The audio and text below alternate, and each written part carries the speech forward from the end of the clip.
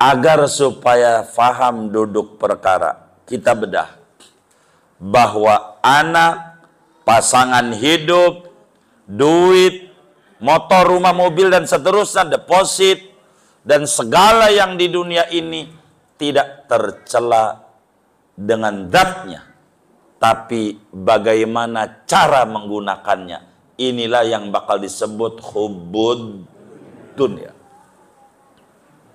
Kan sering kita keliru, ada orang rumahnya bagus, hubbud dunya. Ada orang mobilnya bagus, hubbud, itu orang hubbud dunya. Dia belum ngaji. Mana hubbud dunya itu? Menginginkan kehidupan yang sekarang. Sekarang itu apa, gitu? Duniawi. Maka kami segerakan baginya di dunia ini apa yang kami kehendaki bagi orang yang kami kehendaki. Kemudian kami sediakan baginya di akhirat nanti neraka jahanam. Dia akan masuk ke dalam neraka itu dalam keadaan tercela dan terhina. Saudara, kajian kita pada pagi ini akan membahas tentang dunia. Tentang dunia. Jangan sampai kita salah dalam memahami tentang dunia. Sebab kita sering dengar apa itu hubbud dunia, mencintai dunia. Apa itu dunia? Sehingga mencintainya tidak boleh. Sampai dijelaskan hubbud dunya ra'su kulli khati'ah. Mencintai dunia itu pangkal segala macam kesalahan. Dunia ini apa gitu? Yang dilarang dicintai oleh Allah, yang dilarang dicintai oleh Rasulullah sallallahu alaihi wasallam.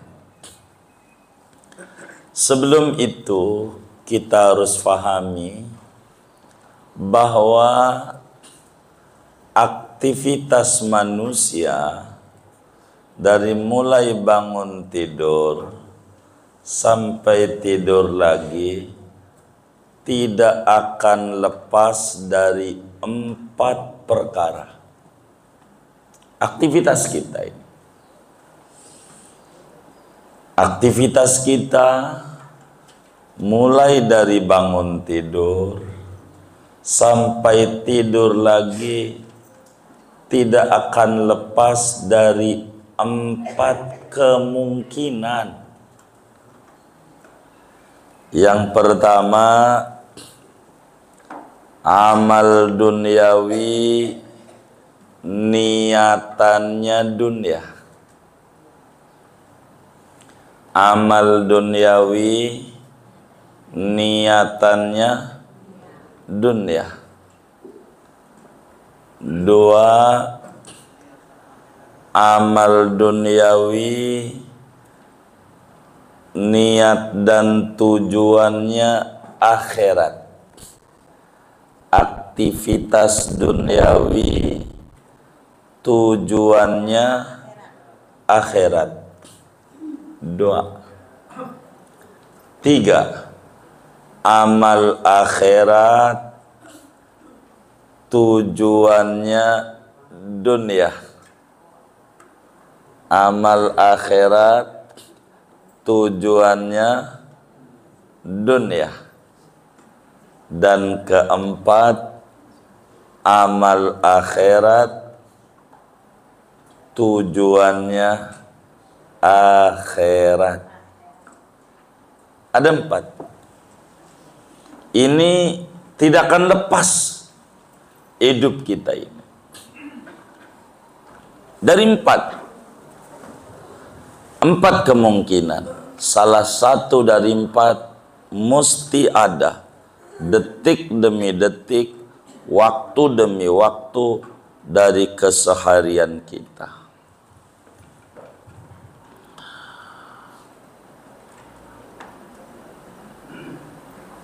Perlu kita fahami bahwa dalam satu sisi dunia itu lawanan akhirat. Dunia itu lawanan akhirat. Apa saja yang bukan di akhirat namanya dunia. Umur dunia. Umur dunia. Begitu. Anak dunia, pasangan hidup dunia, mobil dunia, ilmu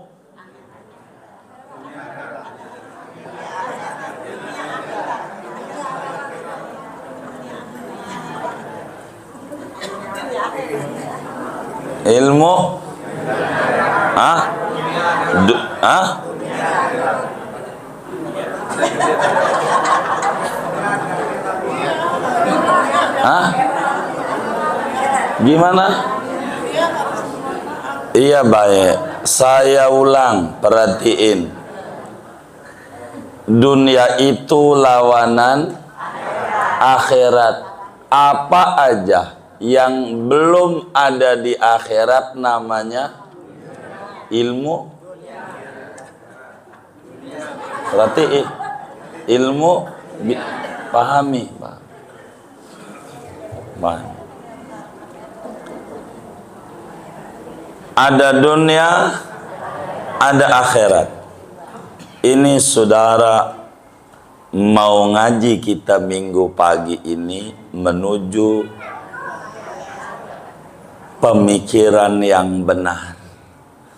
Orang yang pengen benar-benar bahagia, bukan bahagia yang semu. Orang yang pengen menapaki jalan Nabi Muhammad. Inilah ngaji setiap minggu pagi di Kuba ini. Kalau ditanya ngaji mau menapaki jalan Nabi Muhammad, itu begitu kalau ditanya. Saya mau ulang, ada dunia, ada apa saja yang belum di akhirat namanya dunia. Mula-mula dunia bagi kita adalah umur kita. Maka saya tanya, umur itu dunia. Anak, dunia. Anak. Pasangan hidup, dunia. Mobil, dunia. Motor, rumah, kekuasaan, dunia. Ilmu,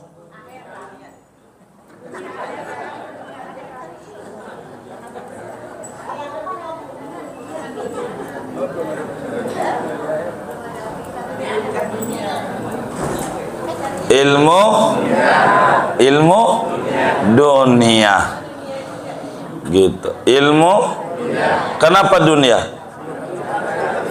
Kenapa dunia? Belum di akhirat. Dunia belum di akhirat. Ilmu.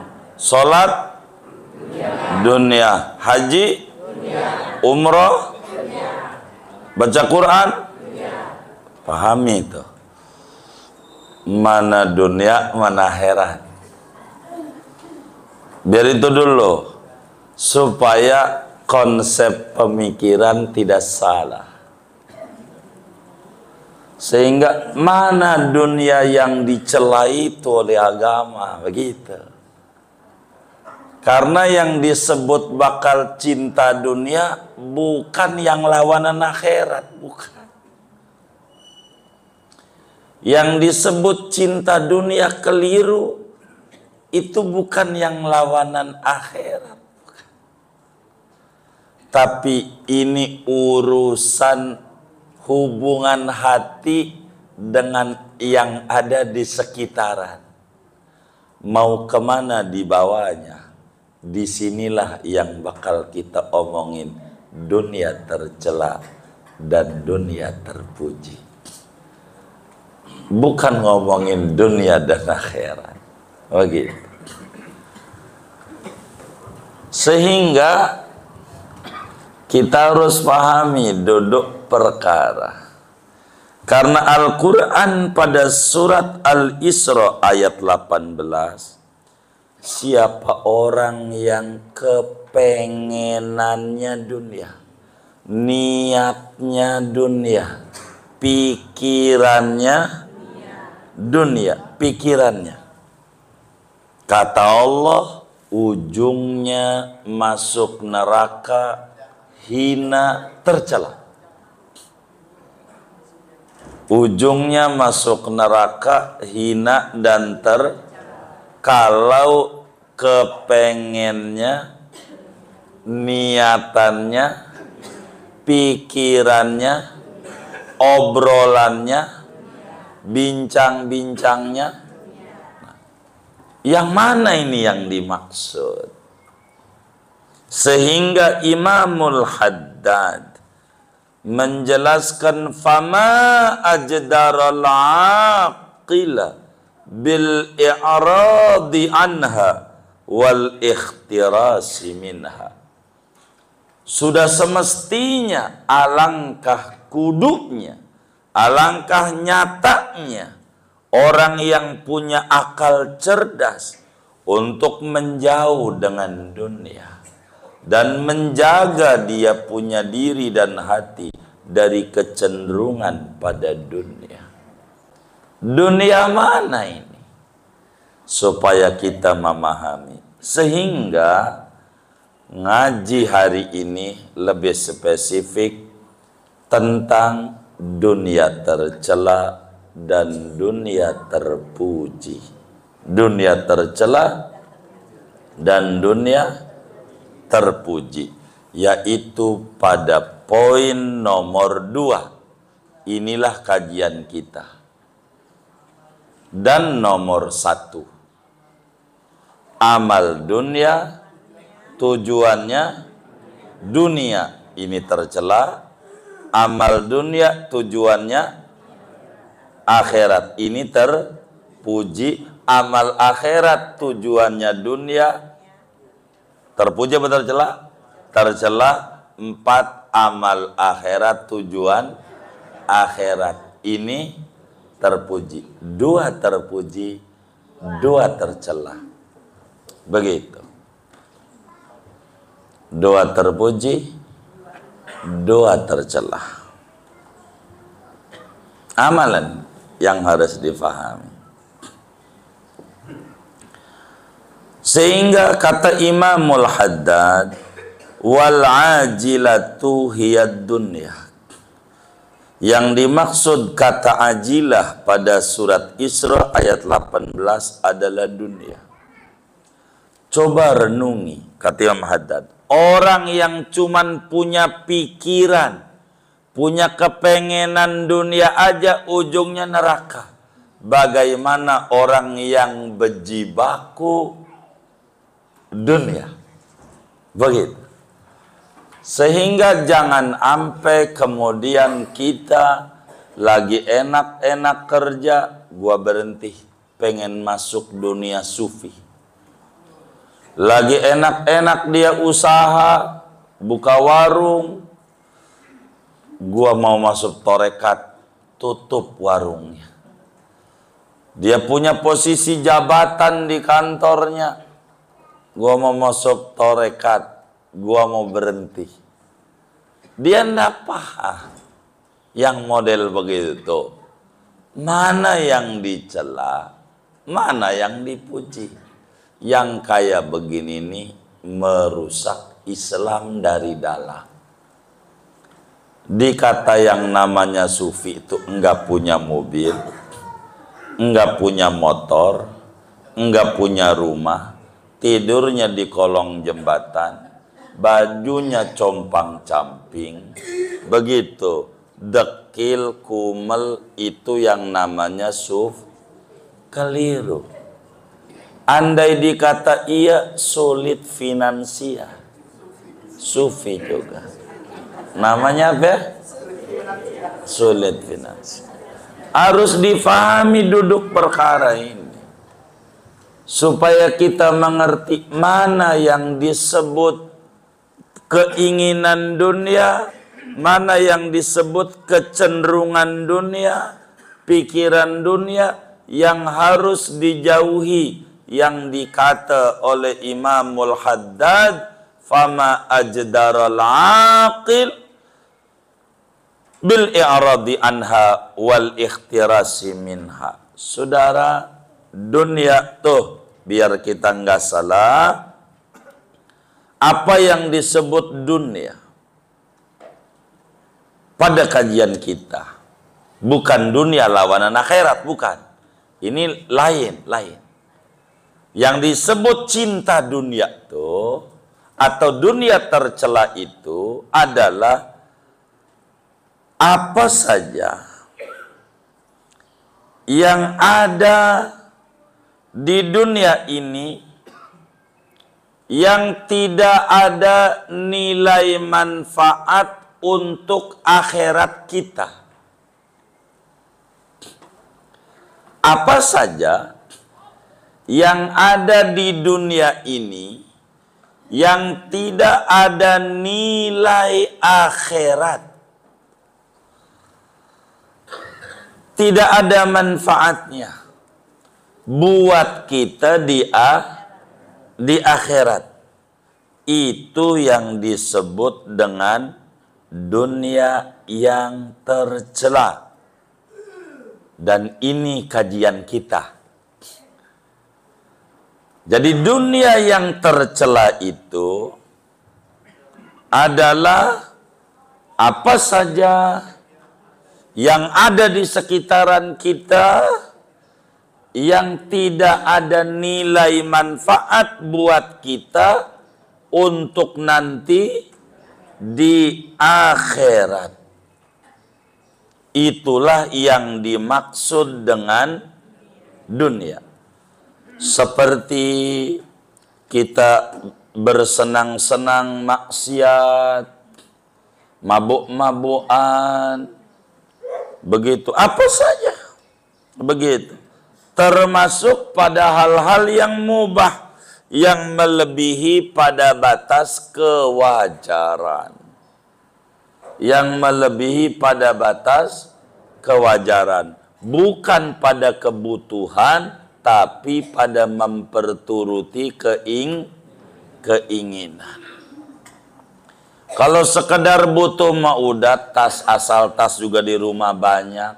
Ngapa ke mall lagi beli tas lagi, dipakai juga kagak. Kalau dia mau bener saat ngajinya tuh, paling nggak tas yang di lemarinya tuh kan ada 50, bawa semuanya.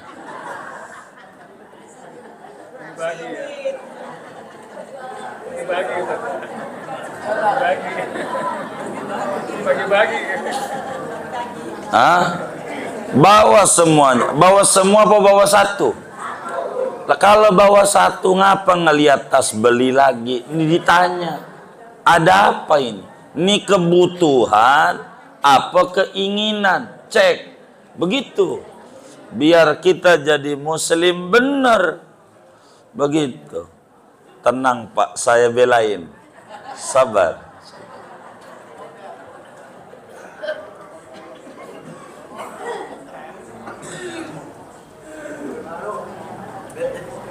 Enggak ada juga orang nanya, biar kata ibu bawa tas yang 5 tahun yang lalu dibawa, baru nih, tinggal jawab aja yoi. Bener enggak? Enggak, yoi, begitu aja. Gitu. Ngapain? Jadi sebetulnya yang nanya juga enggak ada. Tuh orang bawa tas baru enggak ada juga, sampai dia tenteng-tenteng begini, enggak juga orang nanya. Begitu. Itu mah hanya perasaan dirinya aja. Ini nih yang mau dikomentari oleh kita. Gitu. Yang di luar kebutuhan. Disebut keinginan. Ini nih yang bakal bermasalah. bermasalah. Apa saja yang ada di sekitaran kita yang tidak ada nilai manfaat buat kita kelak di akhirat nanti, itulah yang disebut dunia yang tercela. Dan ini kajian tasawuf pada bagian ini. Bukan dunia lawanan akhirat. Sebab segala ini semuanya namanya dunia. Singkatnya, apa dunia yang tercela tuh?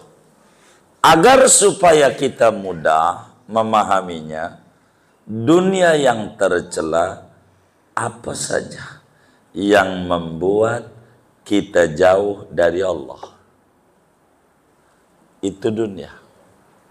Apa saja yang membuat kita jauh dari Allah. Sehingga kata ulama sufi, haqiqatud dunya al-madmumah ibaratun an kulli syai'in yujibul bu'dah anillahi azza wa jalla. Jadi yang namanya hakikat dunia yang dicela itu, dibilang itu orang mabuk dunia, amat mencintai dunia. Apa dunia? Ini dulu harus dipahami, yaitu apa saja yang membuat kita jauh dari Allah. Apa saja.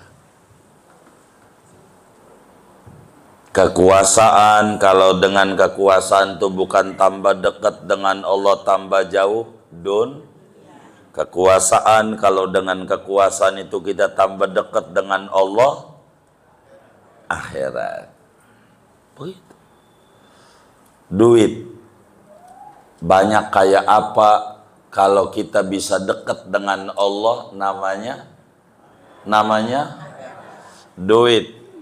Biar kata dikit, tapi bikin jauh kita dengan Allah, dunia. Apalagi banyak. Apa ya? Jadi bukan itu. Tapi hubud dunia, sikap hati membaca alam sekitar. Mau dibawa kemana sama kita? Begitu. Inilah yang kita mau bedah pada pagi ini. Begitu. Sehingga duit, mobil, motor, deposito, apalagi dah tuh, rumah, kontrakan, toko, anak, istri, pasangan hidup, apa aja dah, semuanya itu enggak dicela secara kebendaannya. Tidak. Bukan zatnya yang dicela. Bukan zatnya. Sebab belum tentu jelek semuanya. Karena itu di dalam Al-Quran, Ustaz Sardi ini bagiannya, ya'lamu annal hayatad dunya la'ibun walahun watafakhurun watakasurun fil amwali wal auladi masa watakasurum bainakum fil amwal. Ya alamu, pahami yang namanya dunia lahwun, yang membuat kita lalai dari Allah. Itu dunia. Walaib, yang kita cuman main-main doang. Happy-happyan doang. Kita jalan-jalan dari Maharta ke Anyer, timbang mau lihat laut, asin apa kagak. Dari zaman Ki Benen juga asin. Bener nggak? Bener nggak? Asin, laut. Hanya main-main, Anyer. Mau ke gunung, lihat pohon-pohonan, ke puncak, Begitu. Katanya cari suasana yang dingin ke puncak. Tapi anehnya dia pergi ke puncak bawa sweater.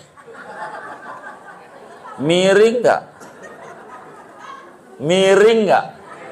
Hah? Miring nggak? Miring. Ngapa bawa sweater? Ngapa bawa sweater? Dingin. Emang dari dulu puncak mah dingin. Dari dulu. Lu kalau pengen panas Tanjung Priok sama Marunda. Bener nggak? Lah begitu. Lah dingin emang. Begitu. Dingin. Mau ngapa? Yang kayak begitu. Begitu. Ini mau ngapain? Ke puncak nih mau ngapain? Mau tidur. Kalau tujuannya tidur, di rumah juga bisa. Kalau tujuannya tidur. Makan. Kalau tujuannya menghilangkan lapar, di rumah juga bisa. Bisa nggak? Bisa. Duit 50.000 cukup. Bukan buat kita doang, sama laki kita. Bener nggak? Sama anak kita, cuk. Kalau di rumah. Karena kita di restoran yang tinggi, roti aja 400.000.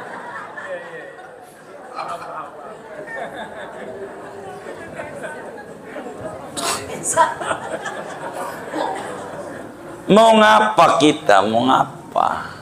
Coba dipikirin, coba. Apa yang kita mau gitu? Hidup apa? Gengsi, gaya hidup, inilah dunia. Ini yang kita komentari. Hanya cari gengsi, hanya gaya hidup, ini nih yang bakal dicela. Adapun kebutuhan hidup, enggak. Ibu punya mobil 20, enggak apa-apa. Boleh. Kalau ibu usaha. Emang dagang kecap, berbotol-botol. Lah kudu punya mobil satu enggak cukup buat nganterin barang. Kudu 20, ya 20. Karena kebutuhannya segitu. Kebutuhannya. Ini nih yang disebut dunia tercela. Sehingga kita harus pahami, dunia itu lahun, main-main. Sia-sia, laib, main-main, wazina, perhiasan, tafakur, bangga-banggaan, gaya-gayaan, takasur, timbang pak banyak-banyak, numpuk-numpuk, ngunjukin doang di HP no ATM gua, timbang begitu doang. Ini nih al-hayatud dunya. Inilah dunia yang tercela. Dan ini yang harus difahami. Enggak apa-apa ibu punya rumah di komplek. Boleh itu hubud dunia. Ya kagak. Begitu dilihat dia butuh. Begitu, butuh. Kenapa? Rumah di kampung enggak kebeli. Maka yang kebeli rumah di komplek. Bedanya kampung sama komplek, kalau kampung ora banjir.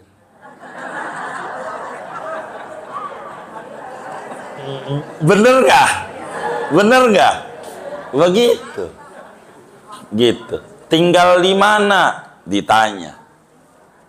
Jawab Maharta. Biar ada keren bahwa dia tinggalnya di komplek. Ada yang tahu. Ada yang tahu. Banjir. Enggak, kalau saya di kampungnya Kebon Manggis. Ngeles. Begitu. Pondok Serut. Pondok Serut. Iya, begitu. Kayak begitu. Begitu. Kayak begitu. Emang begitu. Begitu. Orang aja banyak. Bagaimana dengan IKN? Bukan, saya ini tinggal di IKPN, bukan IKN. Di mana? IKPN, bukan IKN. Banjir, enggak kampungnya. Begitu. Emang begitu jawabnya. Begitu. Oh, berarti kagak banjir. Iya, kampungnya. Begitu.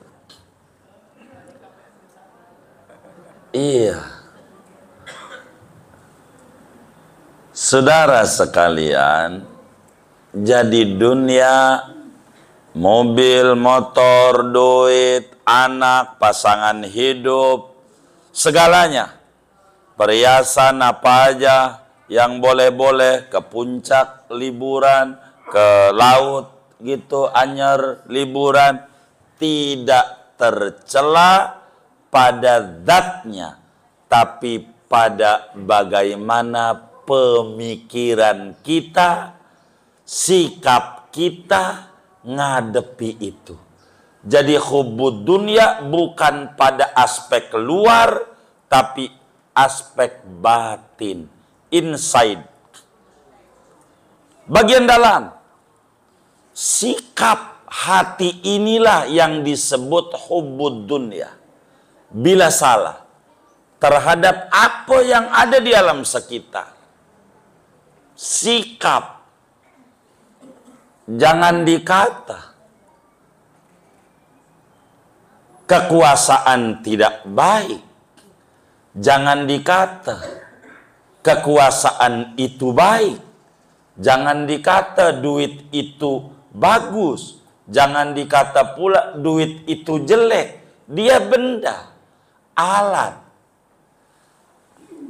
Ada akhirat, ada lawanan akhirat namanya. Nah, kalau yang lawanan akhirat itu disebut alat. Dunianya disebut alat. Alat itu tidak ada bagus, tidak ada buruk. Pisau. Pisau itu manfaat atau tidak?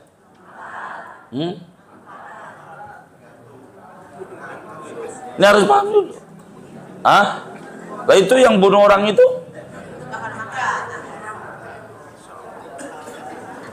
Jadi pisau itu manfaat enggak?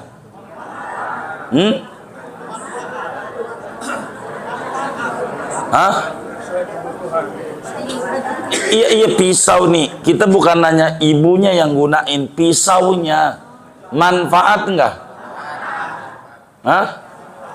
Pisau manfaat enggak? Manfaat. Itu buat bunuh orang itu manfaat.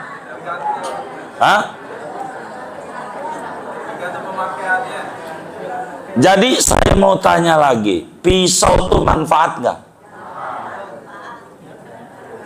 Kalau itu enggak saya terima, jangan bertahan pada yang salah gitu. Rubah lagi, kosongin hatinya. Pisau itu manfaat tidak? Tidak manfaat. Baik. Pisau itu tidak manfaat. Tidak ada manfaatnya. Pisau itu enggak ada manfaatnya. Apakah tercela? Tidak ada tercelanya. Baik. Nah, sebentar Bunda. Ini nanti saya terangin. Bunda udah cakep nih pemikirannya. Udah masuk.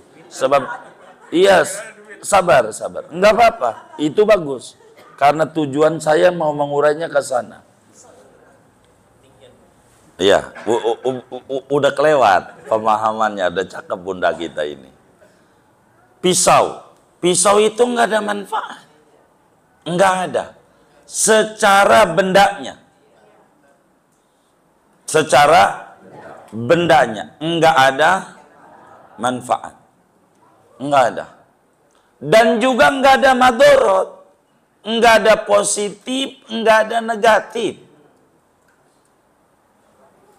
Enggak ada. Enggak ada positif.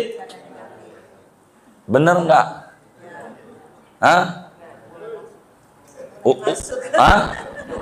Udah masuk, baik. Saya harus paham masalahnya ini. Jadi ketika pisau digunakan buat ngiris bawang sama dengan Ketika pisau ketika digunakan buat nusuk orang tidak manfaat. Enggak mungkin satu barang manfaat juga, tidak manfaat juga. Enggak mungkin. Berarti sejatinya tidak ada hubungan kata manfaat, kata tidak manfaat. Hubungan itu pada kita yang menggunakannya. Inilah yang kita mau ngomongin dunia tercela tuh mana. Begitu. Batu ada manfaatnya enggak? Hah? Enggak. Kenapa enggak? Kenapa enggak? Alat. Ingetin, semua alat enggak ada positif, enggak ada negatif. Enggak ada. Yang membuat positif orang. Yang membuat negatif orang. Orang tuh biar gampang akal kita. Biar gampang. Orang tuh akal kita. Mau dilarikan kemana dia? Begitu. Alat. Begitu. Maka apakah pisau ini dapat ganjaran? Kagak. Apakah pisau masuk neraka? Kenapa? Alat. Maka kalau enggak ada surga, enggak ada neraka, di pisau ini enggak ada hubungan kata manfaat secara benda. Tidak ada kata madorot. Pisau. Duit begitu. Duit. Duit itu ada manfaatnya. Biar paham. Ada manfaatnya enggak duit? Tidak ada. Ada madorotnya? Tidak ada. Dia alat. Alat itu enggak ada manfaat, enggak ada madorot. Bila duit itu digunakan buat yang baik, jadi yang manfaatnya orangnya apa duitnya? Orangnya. Bila duit itu digunakan buat judi, tuh, enggak mungkin duit itu manfaat juga, tidak manfaat juga. Berarti secara bendanya enggak ada hubungan kata manfaat dan tidak manfaat. Batu begitu. Kalau buat bangun masjid, manfaat. Buat tawuran, tidak manfaat. Enggak mungkin barang itu manfaat juga, tidak manfaat juga. Duren. Duren. Manfaat, enggak ada hubungan manfaat. Alat. Nasi, enggak ada manfaat. Enggak ada tidak manfaat. Ini alat. Alat. Sarana. Yang namanya sarana enggak ada hubungannya dengan manfaat dan tidak manfaat. Jabatan. Manfaatkah? Tidak manfaatkah? Begitu. Makanya orang kalau demen ngaji tasawuf bakal jadi kayak semodel Rocky Gerung. Beneran. Biar paham. Itu memahami hakikat sesuatu. Tinggal kita doa biar dapat hidayah Islam. Ini penting. Kenapa mencela presiden nggak apa-apa? Lah, bukan orang. Alat. Alat. Sarana kekuasaan. Dengan satu level tertinggi dalam satu negeri. Maka dihina nggak boleh. Kalau orangnya boleh dihukum. Alat. Begitu. Begitu. Menjelek-jelekan partai nggak apa-apa. Kenapa? Dia alat. Badan nggak ada akalnya, nggak ada nyawanya. Kalau orangnya baru. Tuh begitu. Maka ditertawakan partai dihina. Lah, partai merasa terhina kagak, entenya aja. Begitu. Kemarin ente didukung amane nggak merasa terhina. Ini entenya bukan partainya, entenya. Tuh begitu. Tapi yang kita mau maksud bukan kayak kita urusan negara. Saya urusan hati dengan Allah karena ini kajian kita. Tasawuf itu namanya filsafat. Filsafat Islam. Inilah kajiannya. Kalau kita paham duit itu manfaat, enggak ada. Enggak ada manfaat. Dan enggak ada madorotnya alat. segalanya. Ilmu, maka tadi dibilang, ilmu ini dunia apa akhirat? Bila lawanan akhirat, ilmu tudun. Ilmu bisa manfaat, bisa tidak, tergantung mau dilarikan kemana. Begitu. Kekuasaan mau dilarikan kemana? Begitu. Agar supaya faham duduk perkara, kita bedah bahwa anak, pasangan hidup, duit, motor, rumah, mobil, dan seterusnya, deposit, dan segala yang di dunia ini tidak tercela dengan zatnya, tapi bagaimana cara menggunakannya. Inilah yang bakal disebut hubbud dunya. Kan sering kita keliru, ada orang rumahnya bagus, hubbud dunya. Ada orang mobilnya bagus, orang hubbud dunya. Dia belum ngaji. Mana hubbud dunya itu? Dilihat. Ada orang kiai nyalon presiden, nyalon wakil presiden, nyalon bupati, nyalon wali kota, nyalon gubernur. Ah, ini hubbud dunya, hubbud dunya. Tuh yang ngomong begitu tuh belum ngaji. Dia harus pahami dulu mana itu hubbud dunya. Ini yang kita pahami. Yang namanya hubbud dunya apa saja, sarana dan prasarana, alat, wewenang, kemampuan yang menyebabkan jauh dari Allah, itu baru sama dengan hubbud. Pahami. Kenapa saya harus paparin ke sana kemari? Saya ngajar ibu bapak tinggal di komplek, ada yang punya jabatan, ada yang dipromosikan untuk jadi dirut, ada yang dipromosikan untuk jadi manajer. Enggak ada. Ana enggak mau hubbud dunya kayak begitu. Dia kagak ngerti. Kagak ngerti ini. Kagak ngerti. Gitu. Dikasih toko sama orang tuanya, enggak ada. Saya ngeri hubbud dunya. Ya udah, kere aja. Bagi dong, katanya enggak mau hubbud dunya. Dia kagak apa. Anak bisa jadi dunia, bisa jadi akhirat. Mana anak itu tidak tercela secara zatnya. Anak itu terpuji. Coba lihat di dalam Sahih Muslim. Kata Nabi, idza mata ibnu Adam in qata amaluh illa min salas. Bila manusia mati, putus aktivitasnya. Yang tadinya sholat, enggak sholat. Tadinya puasa, enggak puasa. Yang tadinya ngaji, enggak ngaji. Bagaimana kalau udah mati ngaji? Hah? Kitanya yang kabur. Kitanya biarin dia ngaji. Benar enggak? Salah satunya awaladin solihin yad'ulah. Anak yang soleh yang mendoakan kita. Itu bukan dunia. Dipuji. Innama amwalukum wa auladukum fitnah. Anak itu musibah. Yang bagaimana? Bukan anaknya. Cara kita ngedidik dia. Ini bisa jadi fitnah, bisa jadi anugerah. Bila anak itu soleh, sebuah keuntungan.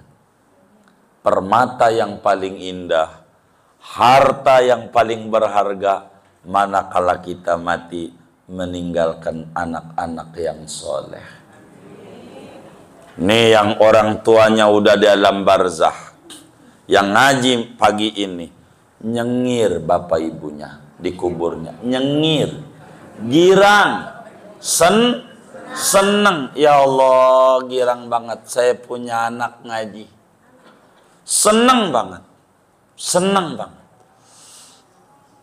Tapi ngajinya nyender, yang penting ngaji. Saya seneng. Seneng. Pokoknya ngaji aja. Iya. Udah ngaji, seneng aja, udah cakep. Orang tua udah girang. Dari mana kita paham orang tua kita girang? contoh kita, amanah kita.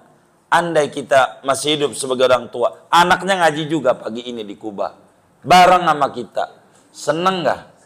Percis kayak begitu, percis. Bangganya orang tua dikubur, bangga. Karena itu yang sesungguhnya dicari. Pasangan hidup, manfaat.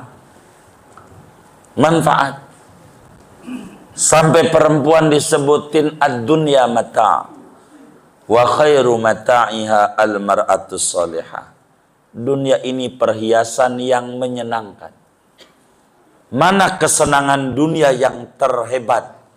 Punya istri yang nurut. Itu luar biasa. Punya istri yang nurut. Itu harta yang paling berharga. Kesenangan yang luar biasa. Begitu. Enak. Bila lakinya duitnya banyak, dia jadi rem. Bila lakinya duitnya dikit, dia jadi gas. Hah? Apa tuh gas? Apa tuh gas? Memotivasi. Memotivasi. Laki duitnya dikit. Dia kerja Gojek. Kenapa murung bang? Dapat 20.000. Enggak apa-apa. Yang penting abang pulang utuh sehat, eneng girang. Daripada tetangga dapat duit 25 juta dari jasa raharja. Ini perempuan soleha. Enggak apa-apa. Moga besok lusa ada jalan rejeki. Tuh laki yang tadinya ciut hatinya kuat. Ini namanya dapat gas. Begitu, dapat motivasi. Begitu. Berbeda bila perempuan tidak soleha. Musibah terbesar. Bila orang punya istri tidak soleha. Benar. Dia pulang mukanya murung. Kenapa kamu murung? Hari ini payah dagang hari ini. Emang dasar lu mau geblek jadi orang?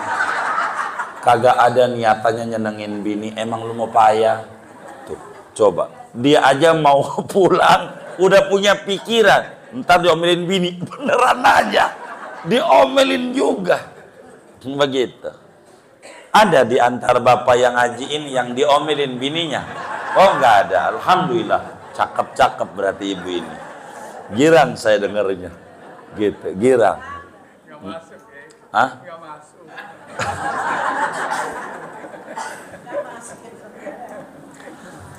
Dalam hadis Bukhari Muslim Rasulullah SAW menyatakan wa innaka lan tunfiqa nafaqatan tabtaghi biha wajhallahi azza wa jal illa ujirta biha hatta ma taj'alu fi imra'atika. Apa saja duit yang kau infakkan di jalan Allah, semuanya dapat ganjaran sampai duit yang kau bagi sama binimu. Ganjaran gede. Makin gede bagi bininya, makin gede ganjarannya. Setuju nggak Bu?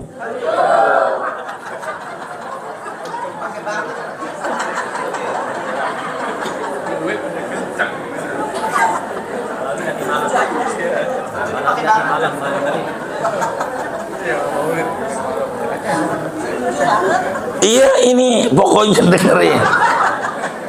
Biar benar. Nah, begitu. Besar ganjarannya. Besar ganjarannya. Kita kasih. Saat Nabi ditanya, duit dibagi sama yatim, duit dibagi janda jompo, duit dibagi sama bini. Mana yang paling gede Nabi? Sama bini. Makin banyak, makin gede ganjarannya. Setuju nggak? Setuju nggak? Dengerin. Jangan ngobrol, dengerin. Begitu. Apatah lagi baginya nanti malam. Malam 12 Maulid. Kata itu lakinya Nimah, dibagi dia segepok. Ama lakinya. Karena perempuan soleha luar biasa. Duit apa ini bang? Hari ulang tahunnya Rasulullah. Ini malam Senin 12 Maulid. Dia girang. Maka perempuan itu akhirnya malam itu sholat juga sampai subuh. Sebagai makasih sama Allah. Ini namanya perempuan soleha.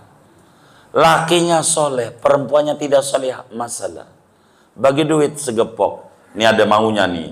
Ada maunya. Emang nggak bener nih. Curiga saya. Tuh jadi masalah. Begitulah kalau punya istri tidak soleha. Salah ya. Maka saya sering bilang sama laki-laki itu, jadi suami itu harus sabar. Rajin ngaji, makin gede sabarnya. Makin ngaji, kudu makin gede sabarnya.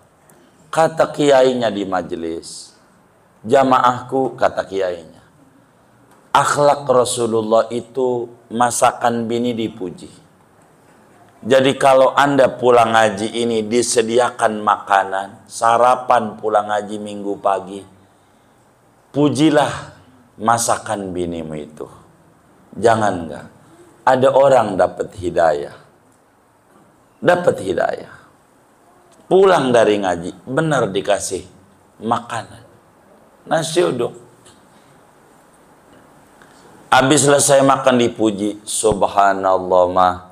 Masakanmu ini nikmat banget. Itu lagi duduk bininya diri.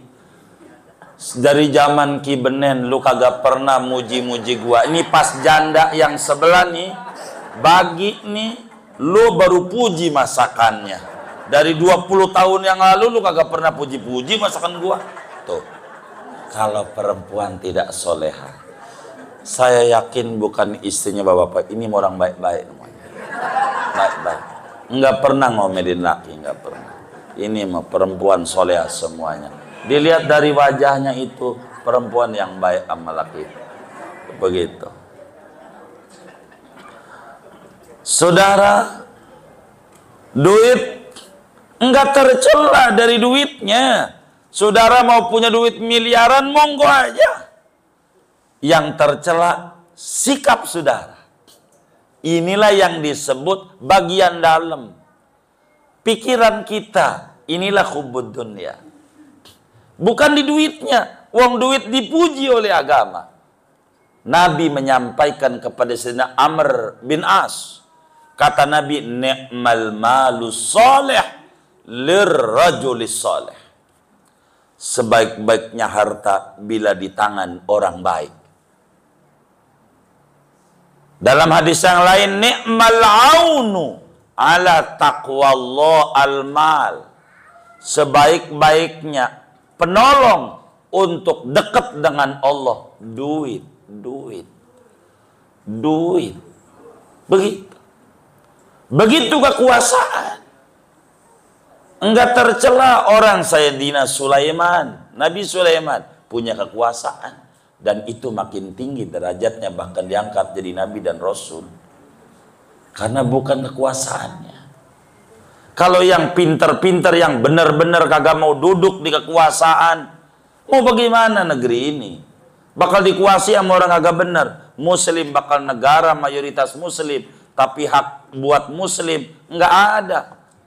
Kalau negara itu bijak, muslimnya 80%. Maka 80% kebijakannya harus membela masyarakat muslim. Kenapa? Yang bayar pajak yang sesungguhnya muslim. BPJS yang terbesar, dana yang didapat oleh pemerintah dari muslim. Paling tidak dia bikin rumah sakit Islam, segala macam. Ini begitu. Tapi kenapa salah kita yang pintar-pintar nggak mau duduk di sana? Ini kan masalah. Gara-gara tasawuf hitam. Apa tasawuf hitam? Tasawufnya meputih, yang ngeracun ini tidak ngerti tasawuf. Kekuasaan itu jelek. Justru kekuasaan itu bagus. Tanpa kekuasaan sulit. Nabi pindah ke Madinah itu dari Mekah karena berbicara kekuasaan. Bagaimana membuat kekuasaan? Adil tidak bakal bisa didapat tanpa kekuasaan. Nggak ketemu. Nggak ketemu. Mau ketemu keadilan nggak ketemu. Tanpa kekuasaan. Maka ini perlu. Kalau saudara bisa jadi RT, nyalon RT nggak apa. Bisa jadi RW, nyalon RW. Pakai yang manfaat. Tapi ingat, ini buat nolongin masyarakat. Nolongin masyarakat. Nolongin. Hanya buat nolongin. Ini penting buat kita. Makan, minum, tidur sama bini, jalan-jalan ke puncak. Bila niatnya untuk dekat dengan Allah, ibadah. Tidak kategori dunia. Ini yang paling penting. Lah itu dalam Al-Quran, wa mal hayatud dunya illa mata'ul ghurur. Apa itu mata'ul ghurur? Sayyidina Sa'id bin Jubair menjelaskan, mata'ul ghurur bila dunia untuk dunia. Bila dunia sebagai bekal akhirat, itu mata'ul balagh. Kesenangan yang menjadi perbekalan buat akhirat. Jadi saudara jangan alergi jadi orang kaya. Dan saudara jangan keliru terkait masuk surga. Saya mau tanya, orang kaya sama orang miskin masuk surganya duluan mana? Orang miskin. Bunda kita ini pengen masuk surga duluan apa belakangan? Duluan. Pengen kaya, pengen miskin?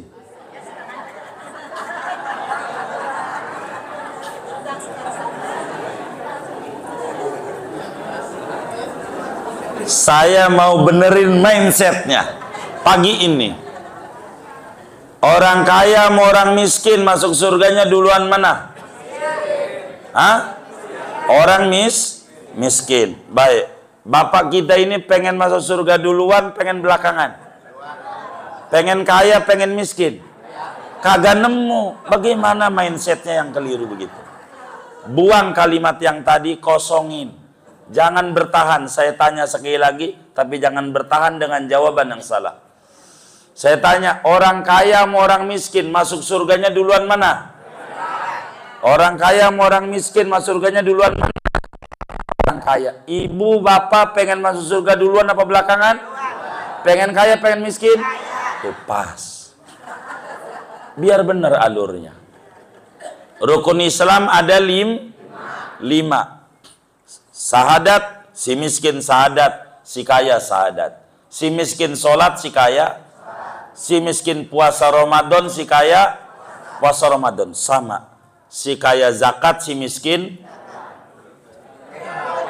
Si kaya zakat, si miskin. Tidak. Si kaya haji, si miskin. Si kaya umroh, si miskin. Tidak.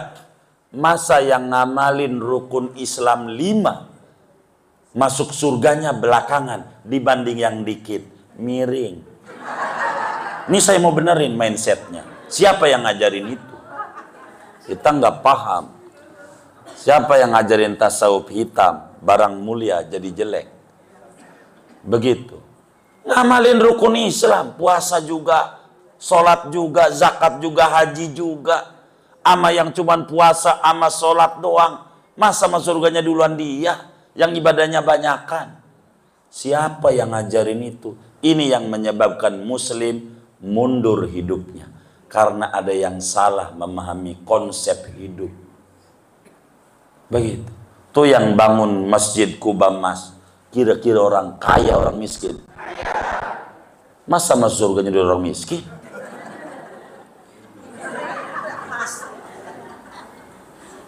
Lempengi pola pikir. Jadi bukan kaya miskinnya, bukan. Bagaimana memanfaatkan dunia. Begitu. Yang kaya yang masuk surganya belakangan tuh yang kaya yang di dunianya hura-hura. Begitu maksudnya. Bukan kayanya. Orang kaya mau alat, sebutan. Paham nggak sebutan? Kayak ibaratnya pangkat doang. Begitu. Yang tidak ada badannya, nggak ada rohnya. Bukan itunya. Penggunaannya. Masa yang nyantunin 1000 yatim sama kita yang kagak, masuk surganya duluan kita? Siapa yang ngajarin ini? Maka saya ulang sekali lagi, orang kaya sama orang miskin masuk surganya duluan mana? Orang kaya. Jadi pengen masuk surga dulu apa belakangan? Pengen kaya, pengen miskin? Moga diijabah sama Allah. Pas. Biar saudara. Jadi begitu. Ini biar ini. Ngapain diajarin bab zakat oleh Islam? Diajarin bab zakat tuh pengennya Nabi Muslim tuh supaya kere apa supaya kaya? Itu Nabi. Bagaimana kalau nggak punya? Ntar diajarin sama Nabi. Caranya bagaimana? Inilah pentingnya ngaji tasawuf. Biar mindset kita lempeng dan benar. Bukan miskinnya, bukan kayanya, tapi bagaimana bermanfaatnya. Si miskin kalau pengen masuk surga duluan, banyak zikir. Bila si kaya nggak keburu sholat tahajud karena ngurusi bisnisnya, main saham, mana Amerika lagi sahamnya, maka malam dia melek. Orang-orang tahajud dia kerja. Maka kita yang miskin malam kudu melek, baca tasbih, baca yasin, baca ini, bakal masuk surganya bareng. Karena dia ibadah. Malu sama orang kaya. Saya punya kawan kaya. Kenapa saya kata kaya? Karena yang saya tahu tentang kawan kita ini, dia punya tanah aja 400 hektar. Umurnya belum 30 tahun. Beneran, kisah nyata. 400 hektar. Banyak apa dikit? Baik. Tiap malamnya tahajud 10 rakaat. Tiap malam. Tiap malam. Senin Kamis jangan ditanya. Ziarah ke wali tiap Senin. Keluar Batang, puluhan tahun. Kita bandingkan nama kita. Kalau dia, si kaya nih, yang punya tanahnya banyak, andai nanti masuk neraka, mohon maaf, andai nanti masuk, masih mending. Udah ngalamin seneng di dunia. Udah ngalamin? Bener nggak? Lah, apalagi tiap malam tahajud 10 rakaat. Lah kita miskin. Malam ngorok mulu. Senin Kamis kagak ngerti. Ziarah wali, boro wali, orang tua aja orang pernah dikunjungin. Makamnya. Begitu. Nggak pernah didatengin. Di dunia udah sengsara. Tinggal di petakan kecil. Kontrakan kecil di pojokan. Dekat kali lagi. Ujungnya masuk neraka. Cilaka 12. Orang di dunia sengsara. Masa di akhirat sengsara? Maka si miskin dimotivasi oleh Nabi. Anda harus bisa ngalahin orang kaya. Banyakin ibadah. Baca tasbihmu. Sedekah. Inilah konsep Islam. Jangan sampai hadis ini keliru. Ada orientasinya. Setiap hadis. Kata Nabi, baca tasbih bernilai sedekah. Ini untuk siapa? Itu harus paham ya sama kita. Untuk orang miskin. Untuk orang, jangan orang kaya. Yang ngamalin udah kebalik. Yang aman orang kaya. Rumahnya diketok. Tok-tok, Assalamualaikum. Dia langsung aja ke kamar. Keluar di depan pengemis. Subhanallah, subhanallah, subhanallah, subhanallah, subhanallah. Kata si miskin, ngapain? Kata Nabi, baca tasbih itu sedekah. Mana kenyang si miskin, mana kenyang. Begitu, bukan itu. Anda bagian ngasih duit. Begitu. Si miskin bagiannya zikir. Bantu zikir dia biar semangat. Bagi duit. Enak. Jadi, apa saja yang membawa kita menuju jauh dari Allah, itulah dunia yang tercela. Ini yang harus dijaga sama kita. Jadi bila saudara punya mobil, itu dibutuhkan oleh saudara karena saudara bisnis, silakan. Dan itu bukan dunia buat saudara kasih nafkah sama anak bini dan seterusnya. Nggak jadi masalah. Agama tidak kaku. Agama tidak sempit. Dunia yang tercela. Manakala dunia, duit buat hura-hura. Hitung duit yang kita gunakan buat nyawer berapa. Hitung duit kita yang kita gunakan buat tidur-tidur di hotel. Habis itu kemudian kita nyela Enak kagak, AC-nya kurang dingin, menang berbintang doang, ujungnya nyala. Begitu. Begitu juga pergi ke Anyer, pulang aja dia dari Anyer. Begitu. Di mobil ngomel mulu, najong doang, bakso menang mahal doang 50.000. Enak juga ora. Ngapain bakso kayak begini? Ngomel mulu di mobil. Ngomel terus. Sampailah ada temennya yang peduli nanya, dimakan nggak? Habis sih. Habis lagi. Habis. Udah masuk perut dikomentari, jangan. Jangan. Najong dong. Apa itu najong ya? Begitu. Enak ora, kata dia gitu.